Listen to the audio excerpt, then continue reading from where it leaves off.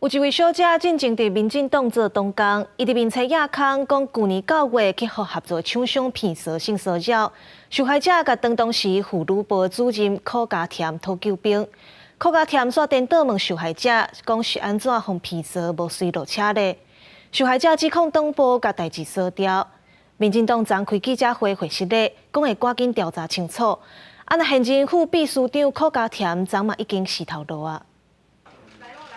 民进党一个查某前党工伫面册发文指控讲，去年9月含摄影团队去做专案任务的时阵，所互共车的厂商骗赊脚来手来。事后，伊向迄当阵的妇女部主任，即卖副秘书长柯家添求助，所互问讲谁若无跳车，佮讲若启动电视，伊的名声会受损。民进党找伊紧急开记者会回释咧，确定跟加害人终止一切的合作。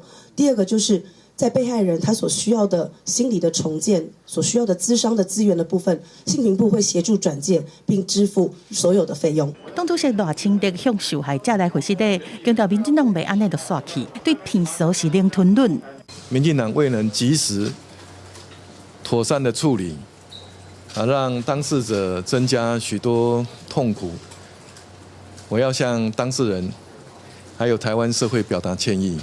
许家田副秘书长也已经提出辞呈，我已经同意。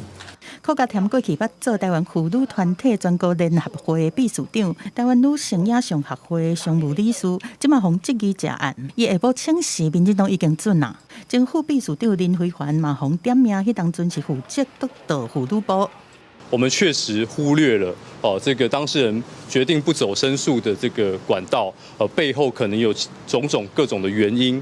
那我想这个是我们当初忽略的，所以我认为有疏忽，我们就应该诚恳的检讨跟致歉。总统府回应讲，蔡总统是真重视这件代志，对性骚扰的事件是表达严格谴责，支持民进党中央党部来调查。另外，针对民进党处理机制有疏失，台北市劳动局嘛要求因查扣进前爱回报，那处理不当，上当会当罚50万。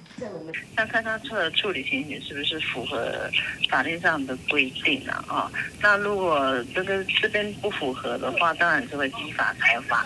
已经有真侪立营的查某民代是批评骗赊案件的处理方式，认为讲这案已经违反民进党的精神价值，必须要正视而且严格处罚。另外，涉嫌讲卡来手来的厂商，红标出实姓氏的导演，要入围金钟奖，长期和民进党合作，对指控是还未作出回应。记者综合报道。